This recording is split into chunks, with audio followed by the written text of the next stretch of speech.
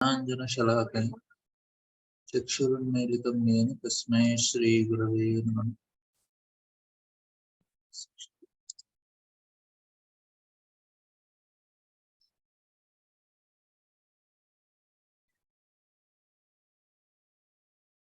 एक बार मैं शेयर करता हूँ स्क्रीन।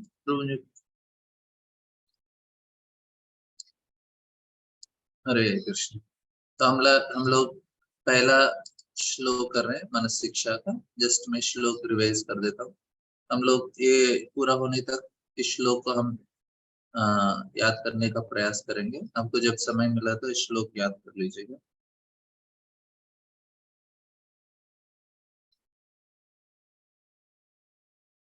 सॉरी। तो इस श्लोक याद करने का प्रयास करेंगे।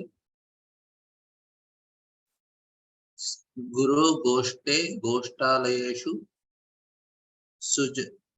सुजने भूसुरगणे स्वमंत्रे श्रीनाम्नि ब्रजनव युव द्वंद शरणे सदा दंपं हित्वा कुरुरतिम अपूर्वम अतितराम अय स्वांतर भात्रश्चतुभिर अभ्याचे धृतपदा। तो हम लोग चर्चा कर रहे थे कि किस प्रकार से हम मन को नियंत्रण करना चाहिए। ये बहुत ही अच्छा विषय है। हम पहले सदा दम्बम हित्वा, ये आज मैं सोचा दम्बम हित्वा, क्योंकि हमने पहले गुरु गोष्ठालयेषु, इसका और विस्तार से करेंगे, एक श्लोक हम आराम से करेंगे, लेकिन आज दम्बम हित्वा के बारे में थोड़ा बताता हूँ। ये मेरे लिए बहुत ही जरूरी है, क्योंकि बहुत अच्छा विषय है ये। हम लोग समझने से आपको बहुत फायदा होगा इससे। सभी को फायदा है इससे, स्पेशली हम भक्ति करना चाहते हैं, भक्ति में तो ये और भी फायदा होता है इसका। तो इधर एक अच्छा विषय है महाभारत का। ये हमको इस विषय को समझने के लिए बहुत अच्छा क्या बोलते हैं, ट्रेनिंग है हमारे लिए। तो इधर अश्वत्थामा का कहानी है। जब अश्वत्थामा वे जब दुर्योधन को बहुत जोर से मारते हैं भीम, तो इधर से शुरू होता है कहानी। क्यों? क्योंकि हमको सबसे बड़ा धोखा देने वाला हमारा मन रहता है। हम कृष्ण को समझना है तो इतना आसान नहीं होता है। क्यों? क्या हुआ कि जब ये पूरा श्रीमद् भागवतम में क्यों हम लोग सही तरह से उनको सुनेंगे, प्रभुपाद जी बताते हैं आप भागवतम में कृष्ण को देख सकते हैं पेजेस में लेकिन हम लोग सही व्यक्ति से सुनना चाहिए, सही तरह से सुनना चाहिए। तो इधर समझना है तो हमारा मन शुद्ध होना चाहिए, क्योंकि कंसंट्रेट करने के लिए शुद्ध मन बहुत जरूरी है। इसलिए हमें ये सारे चीज सही तरह से सुनने का प्रयास करना चाहिए। और मन शुद्ध नहीं होता क्योंकि हमारे कार्य शुद्ध नहीं होते। तो कार्य शुद्ध होने के लिए क्या क्या Prabhupada ji purport, famous purport में बोलते हैं, हमारे खाना, सोना और हमारे रक्षा करना और बाकी का जो कार्य है वो शुद्ध होना चाहिए। तो इधर अभी हम जिद्दीपन और क्या बोलते हैं, डिटर्मिनेशन, हमको बहुत सारा व्यवसाय आत्मिका बुद्धि, इसके बीच में हम लोग इस विषय के ऊपर चर्चा करेंगे थोड़ा, क्योंकि ये मन हमको कैसे धोखा देता है। जो अश्वत्थामा है, मैं इनका कहानी नहीं बताया ना आपको 2-3 जगह बता दी, शायद आपको नहीं बताया। नहीं हुआ ना आपका अश्वत्थामा का? मैंने नहीं बताया, याद है किसी को? हाँ, ठीक है।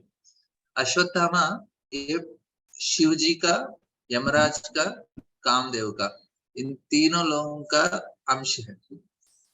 तो मतलब 4 प्रकार के नाश करने वाले शक्तियों का मिलाप है ये।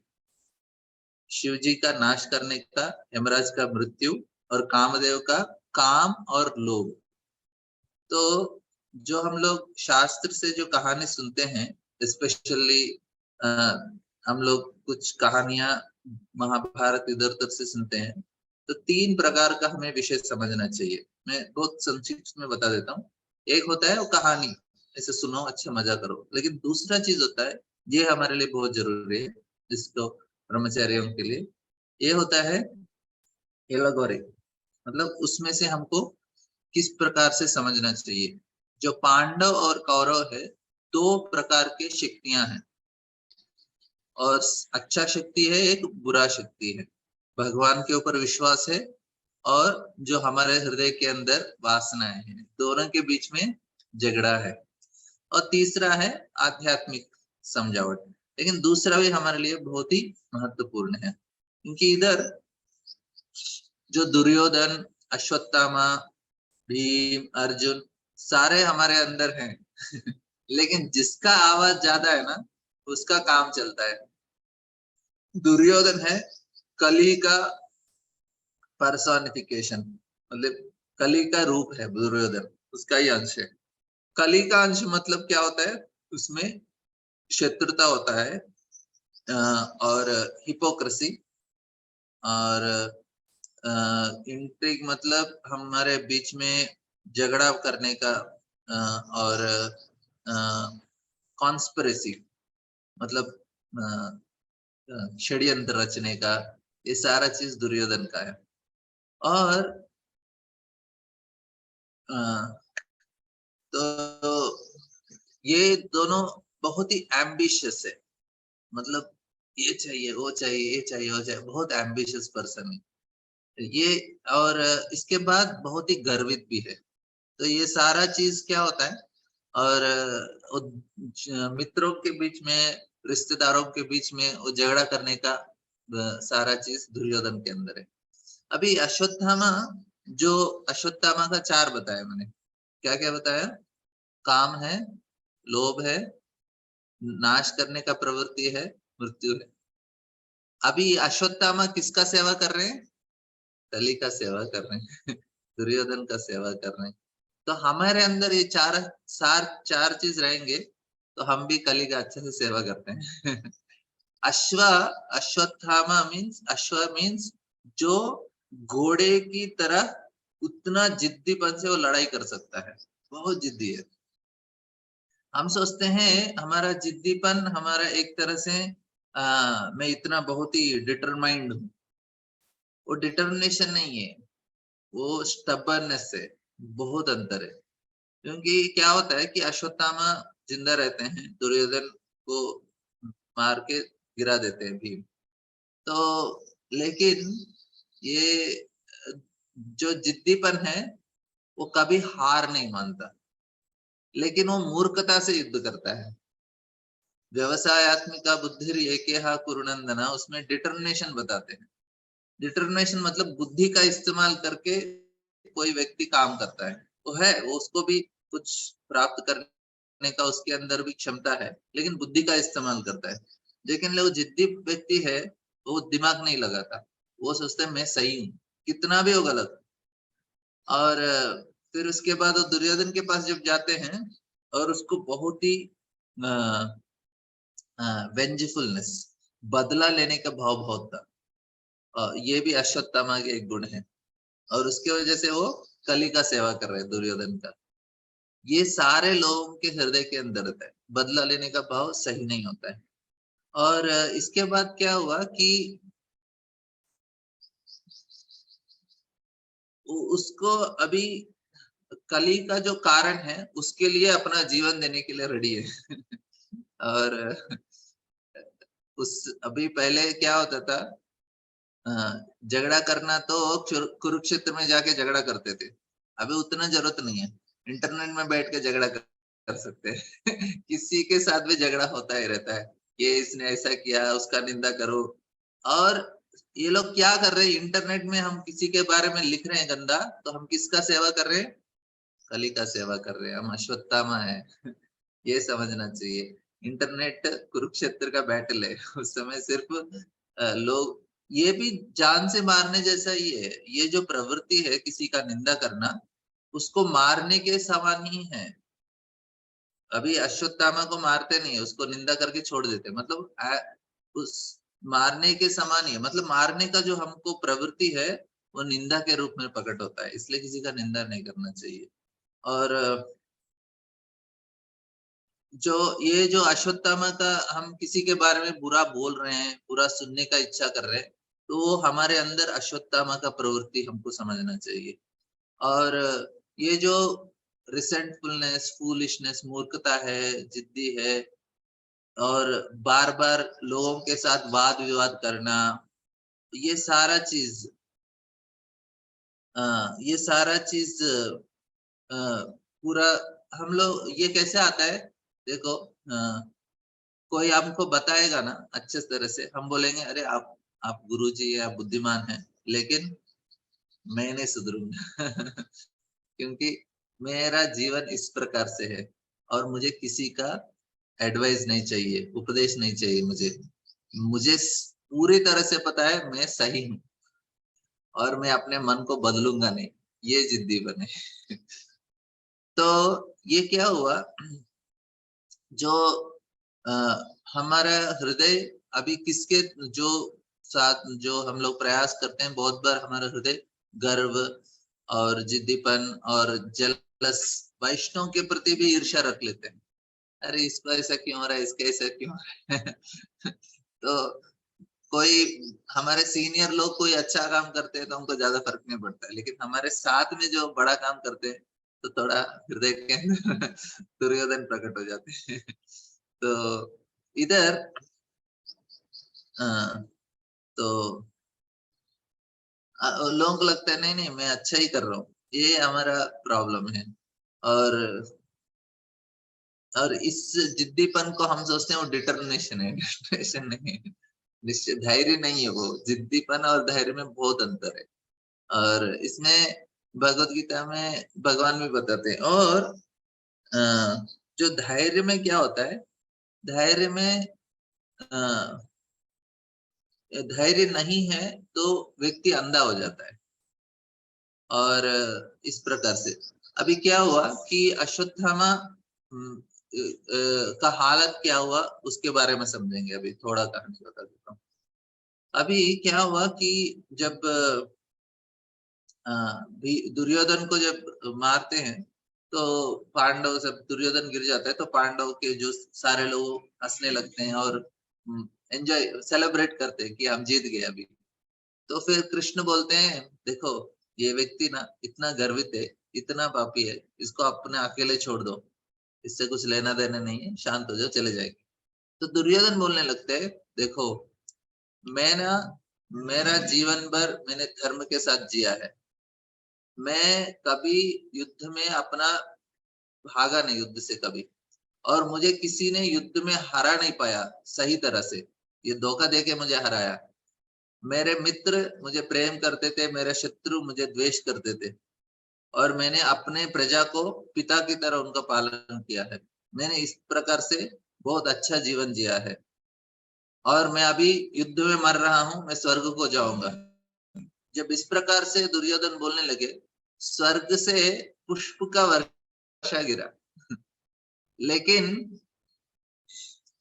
कृष्ण को धोखा नहीं दे सकते कोई तो क्या है, दुर्योधन सही है क्योंकि वो आसुरी मेंटालिटी में, उनको भगवान से कुछ लेना देना नहीं है, तो इसलिए एक तरह से दिख तो रहेगा अच्छा है, लेकिन भौतिक दुनिया में फंस जाते हैं, बस इसी से बाहर नहीं निकल सकते। लेकिन जब कृष्ण कुछ करते हैं, कृष्ण के भक्त हैं, वो भगवत धाम जा सकते हैं, इस भौतिक दुनिया से उनको कुछ लेना देना नहीं है। तो ये बहुत महत्वपूर्ण विषय है समझने का, क्योंकि अ,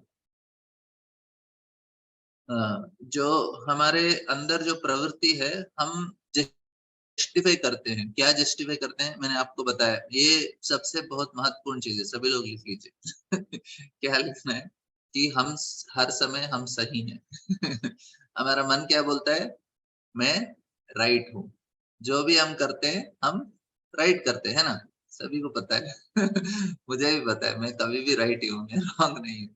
तो ये जो प्रवृत्ति है ये दुर्योधन का मेंटालिटी है, लेकिन वो कृष्ण को हम धोखा नहीं दे सकते इससे, you can not cheat Krishna. तो इधर क्या हुआ, अश्वत्थामा इस अर्जुन ने जब अश्वत्थामा जाते हैं और पांडवों के, बहुत अच्छा स्टोरी है। वो जब पेड़ के नीचे सोते हैं, देखते हैं कोई उल्लू ने कौवा को मार, सभी कौवों को मार देता है जो सोते सोते। उसने बोला चलो हम भी जाएंगे, रात में वो सोते हैं उनको मार देंगे। कृपाचार्य और कृतवर्मा बोलते हैं अरे आपका इतना बड़ा नाम है, क्यों बदनाम करना चाहते हैं? बोले नहीं करना है, क्योंकि उसके अंदर ये सारे प्रवृत्तियां हैं। वो जगह रातों रात सभी को मार देते हैं, दुष्टद्युम्न, शिखंडी और सारे 5 पांडवों के पुत्रों को मार देते हैं।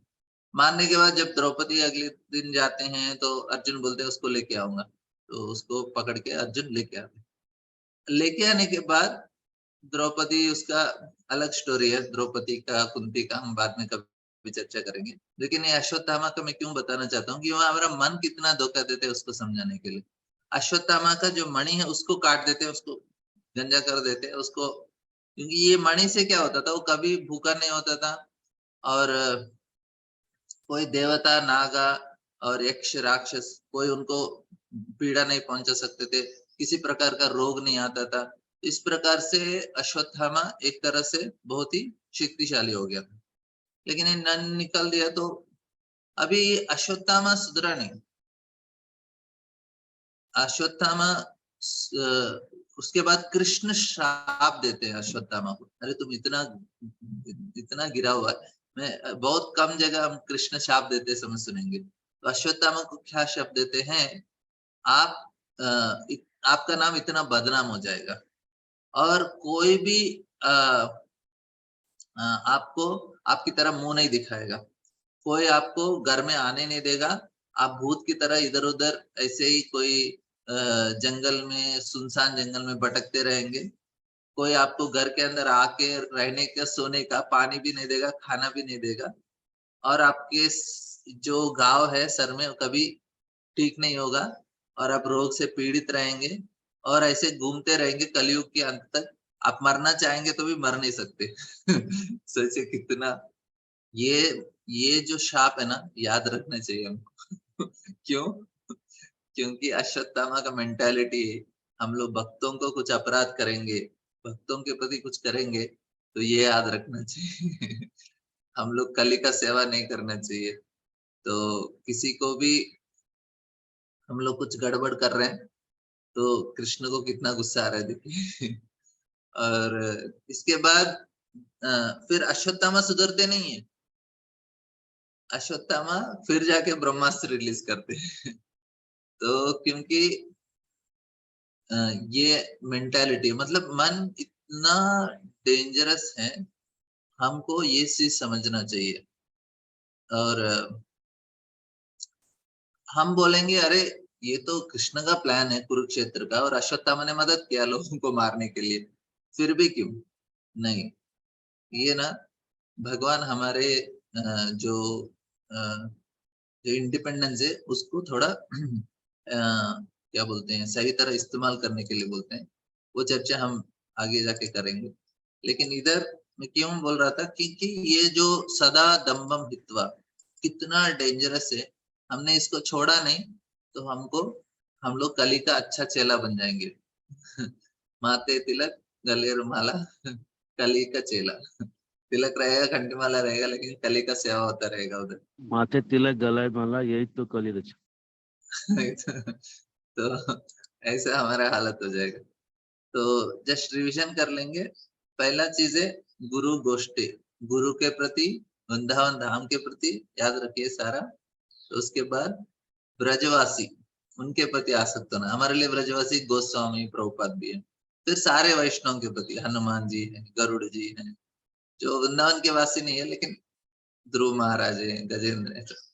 और भूसुरगण है, मतलब जो ब्राह्मण लोग हैं, जो टीचर से हमको सही ज्ञान देते हैं इन चीजों के प्रति। और उसके बाद हमको दीक्षा मंत्र, जिसको गायत्री मंत्र दीक्षा देते हैं गुरु अपने राइट ईयर में, उसको याद रखना चाहिए। और बाद में हरि नाम, ये तो सभी के लिए इम्पोर्टेंट है। हरे कृष्ण कृष्ण कृष्ण हरे हरे, हरे राम राम राम हरे हरे। और लास्ट वाला है ब्रज नव युव द्वंद्व शरणे, surrender to the youthful divine couple. अभी इसके ऊपर दम्बम हित्वा, तो आज हमारा टॉपिक ये है। तो वेराइटीज ऑफ दम्बम, इसमें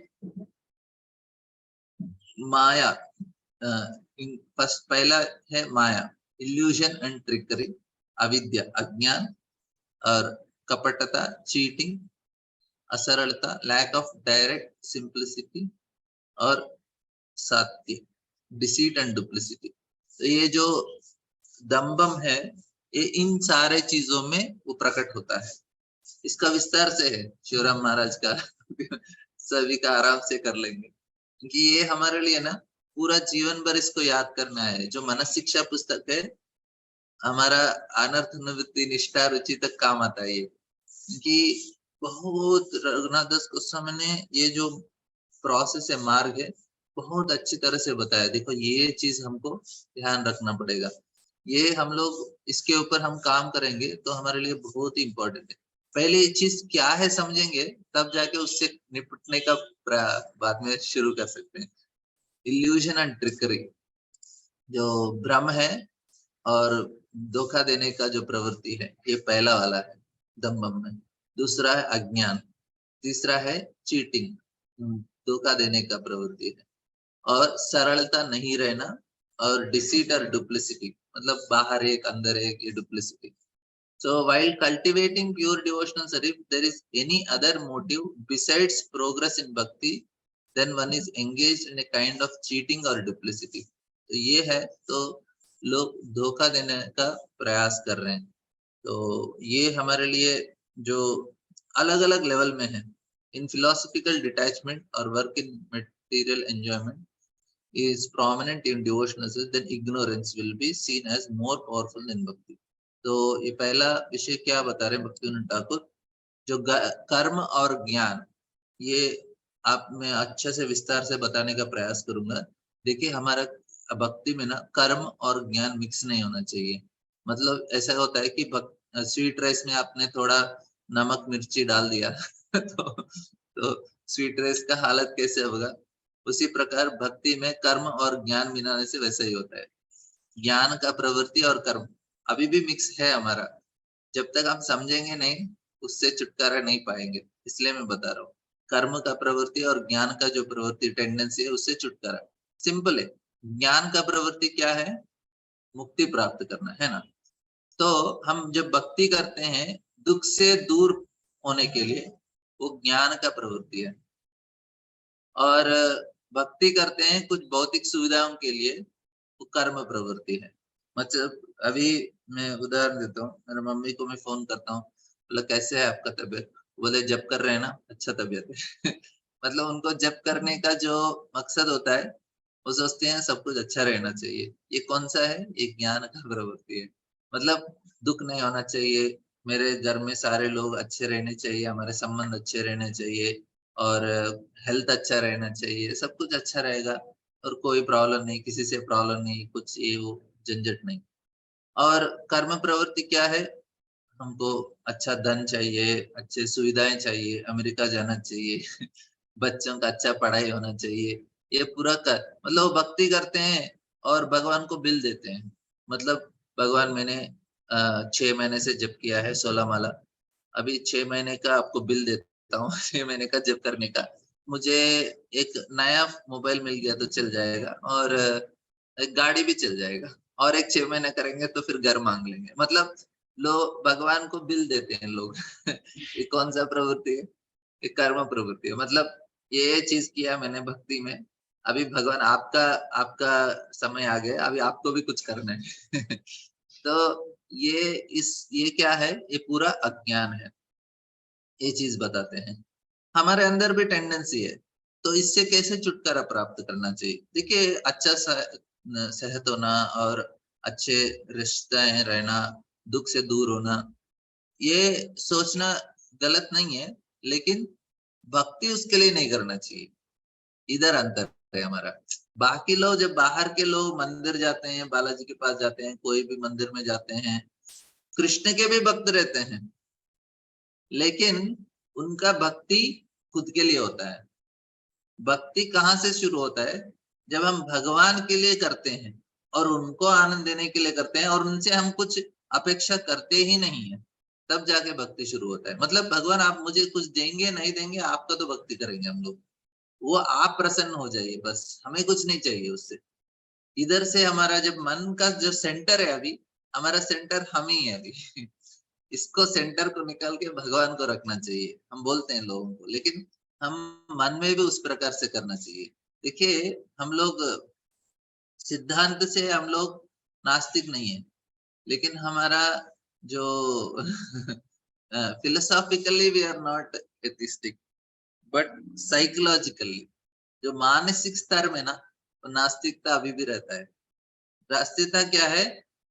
मैं सेंटर हूँ। मेरे लिए होना चाहिए। देखिए, तीन प्रकार के लोग होते हैं। पहला लोग होते हैं रावण जैसा। जो रावण जैसे लोग क्या करते हैं, उनका उनका स्वभाव रहता है भगवान के शक्तियों को भोगने का। तो वो भोग नहीं सकता, वो अपहरण कर सकता है शक्तियों का, लेकिन कुछ नहीं कर सकता। स्वस्थता को लेके गया, कुछ किया कर नहीं पाया, और अंततोगत्या क्या हुआ? मर गया। दूसरे टेंडेंसी वाले होते हैं जो हमारे कैटेगरी। पहला तो हम है नहीं प्रभु जी, हम तो रावण नहीं, हम तो भगवान को आराम से मान लेते हैं। रावण तो माना नहीं, हम तो मानते हैं। लेकिन हमारा कैसा है? इंद्र जैसा है। क्या होता है कि बृहद भागवतम एक कहानी है।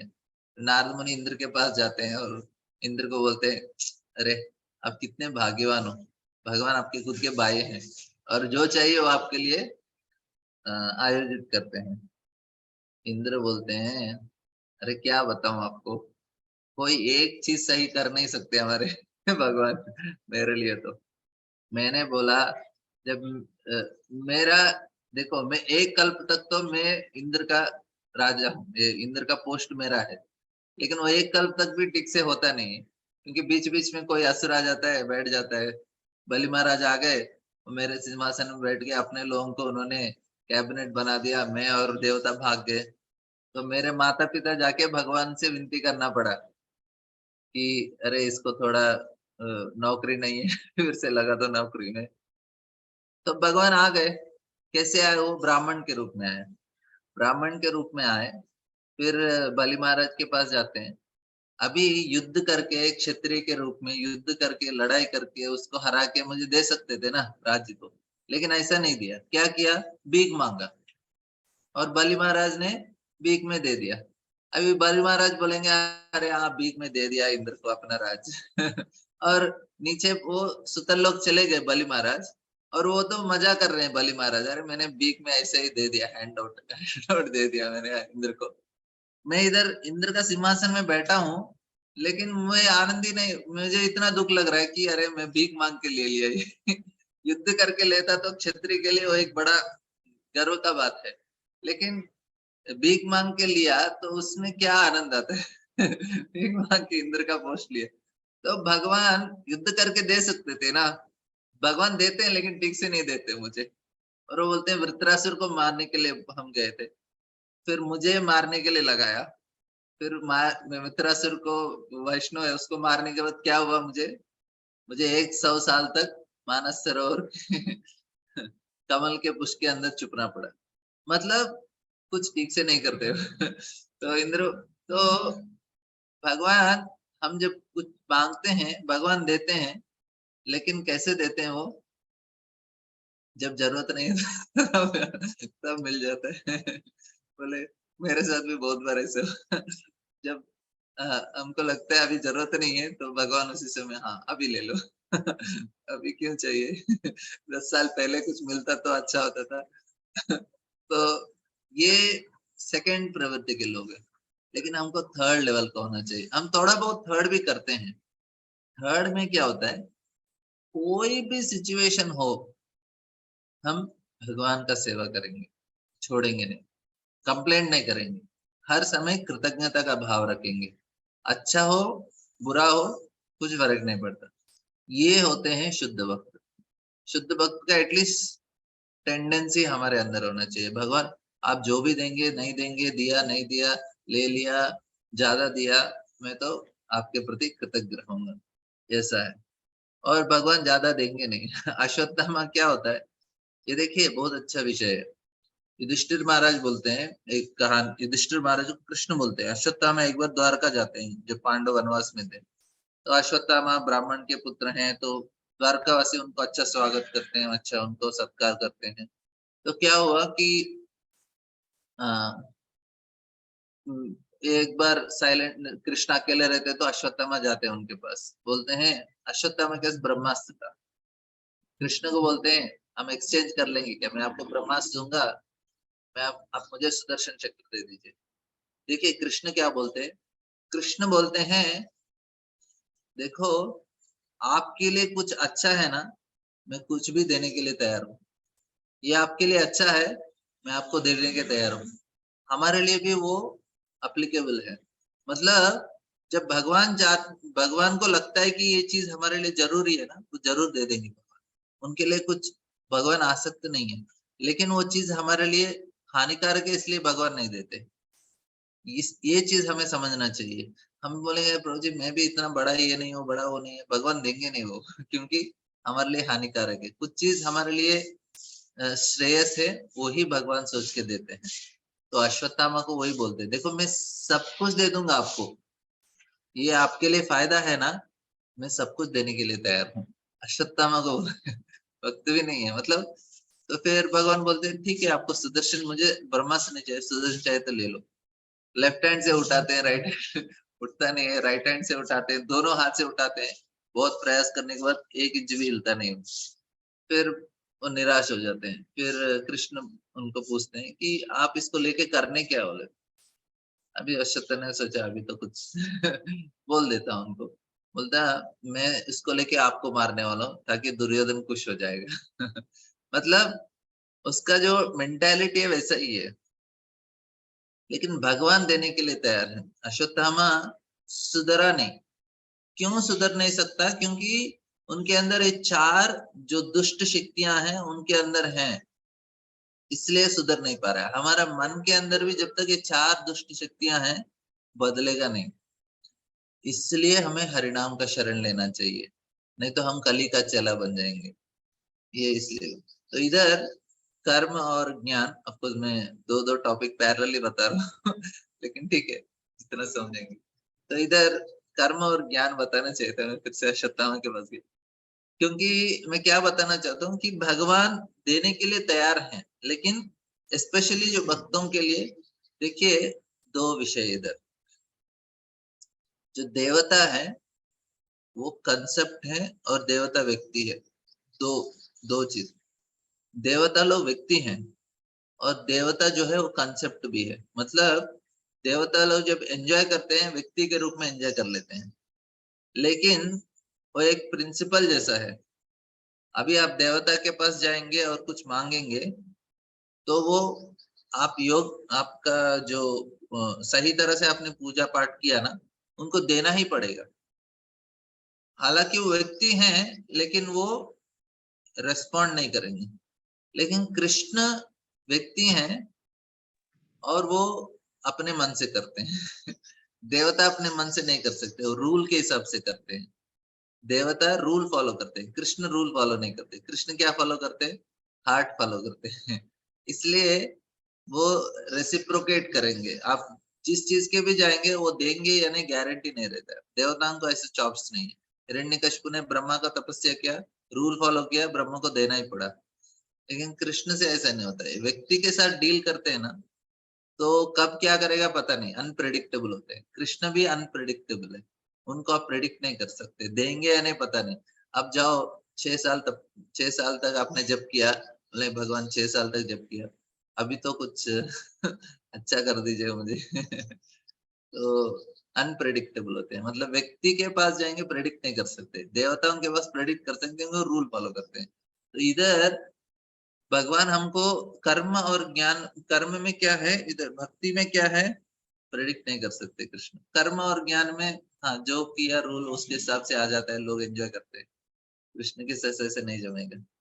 ठीक है, तो ये टेंडेंसी को दूर करना है हम लोग उसको। कर्म और ज्ञान का आगे में और आएगा, फिर विस्तार से चर्चा करेंगे। तो मैं हर विषय को थोड़ा थोड़ा मैं भी बताऊंगा फिर। आगे जाके, क्योंकि ये अलग अलग तरीके से इसी विषय को समझना चाहिए। और बोलते हैं if any unfavourable mood is present in development of bhakti, it is disguise form of maya. तो देखिए 3 कारणों के वजह से लोग भक्ति को छोड़ देते हैं। 3 कारण। पहला कारण क्या है? पहला कारण है सही तरह से प्रैक्टिस नहीं करना। दूसरा कारण है रॉन्ग मोटिवेशंस रहना, उनका जो करने का उद्देश्य है वो गलत। और तीसरा अपराध। ये तीनों चीजों से बचेंगे तो जीवन भर हम भक्ति कर सकते हैं। हरे कृष्ण। हरे कृष्ण। रोज आपने जो बताया अभी 3 कारण, उसका आवाज चला गया था तो सुन नहीं पाया। ओ कितना टाइम हुआ अभी ना? 3 विषय। एक बार रिपीट करेंगे प्लीज? हाँ, तो तीन विषय के वजह से कोई भक्ति छोड़ता है। पहला है कि उसके अंदर उद्देश्य गलत है, गलत उद्देश्य भक्ति करने के लिए आया। दूसरा है उसका रॉन्ग प्रैक्टिस है। रॉन्ग प्रैक्टिस मतलब कर्म ज्ञान मिक्स करना, वो रॉन्ग प्रैक्टिस हो जाता है हमारे भक्ति में। अभी स्वीट राइस में आप थोड़ा मिर्च मसाला डाला तो उसका हालत कैसे होगा? तो उसी प्रकार हम भक्ति में कर्म और ज्ञान मिक्स करने से वो मिर्च मसाला हो जाएगा स्वीट राइस। और तीसरा है अपराध करना। तो ये 3 चीजों के वजह से भक्ति छूटता है। भक्ति में काम आएगा। चीटी खा गई। ठीक है ब्रो।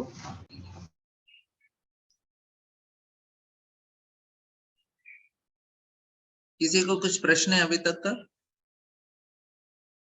मैं और थोड़ा 5 मिनट और ये कंप्लीट कर लेंगे, और बहुत सारे विषय है।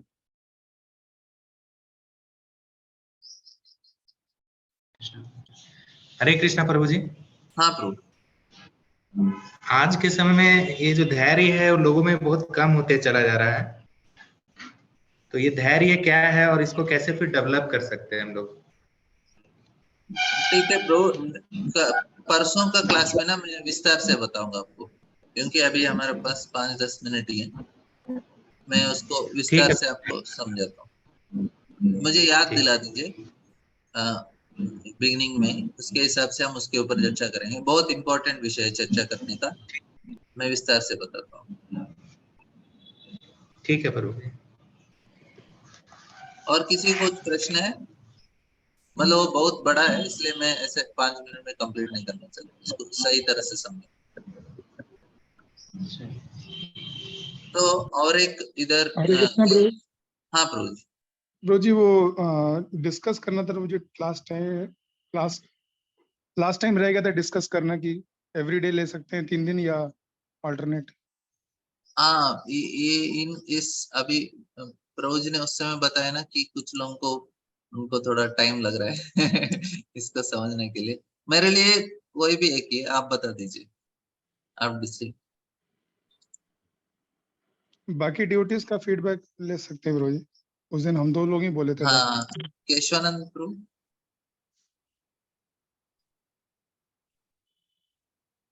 प्रभु जी ने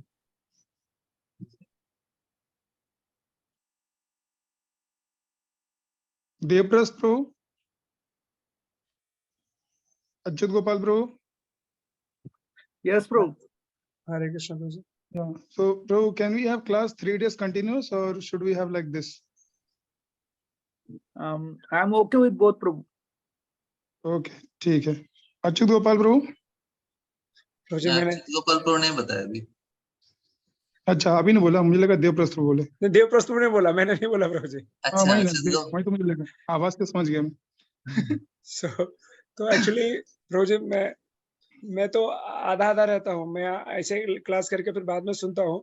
एक और पैरेलल क्लास चलती है मेरी, उसमें रहता हूँ, और भागवतम क्लास रहता है। तो मैं तो प्रभु जी को पूछ रहा था कि अगर टाइमिंग थोड़ा आगे पीछे कर सकते हैं क्या, लेकिन सब लोग ओके थे, इसलिए मैंने कुछ नहीं बोला। तो नहीं, टाइमिंग चेंज कर दे प्रभु जी। टाइमिंग मेरे लिए भी अच्छा नहीं है, मेरा भी क्लास रहता है फोर्थ, और मॉर्निंग जपा नहीं हो पाता, और क्लास अगर शिफ्ट करेंगे तो अच्छा, मेरे लिए भी अच्छा रहेगा। और प्रभु जी के पास अगर समय रहे और सभी भक्तों के पास अगर दूसरा कोई अगर स्लॉट है तो कुछ अगर, क्योंकि ये वाला समय सुनना चाहते हैं, फिर आधा सुन के मैं उधर जाता हूँ, फिर अभी लास्ट में आता हूँ, तो 15-20 मिनट में सुन नहीं पाता बीच का। रिकॉर्डिंग सुनता हूँ बाद में फिर। यस प्रो जी, मैं भी ऐसे डिस्टर्ब रहता है हियरिंग प्रो जी। क्लास बहुत इंपॉर्टेंट है, लेकिन हम लोग सुन नहीं पा रहे हैं प्रो जी अटेंटिवली। केशवानंद प्रो, आप बताइए क्या करना है। 8 बजे फ्री है सब लोग, 8 बजे रखें। नहीं 8 तो से 9 प्रो जी क्योंकि शायद आप नहीं नहीं प्रो जी संस्कृत क्लास रहती है आपके साथ साथ, बट हाँ, 7:45 तीन दिन ही रहती है, 3 दिन ही रहती है नहीं आपकी नहीं, संस्कृत। मेरा 8 बजे, मेरा 8:15 to 9:15 मेरा क्लास रहता है प्रो। अच्छा। हाँ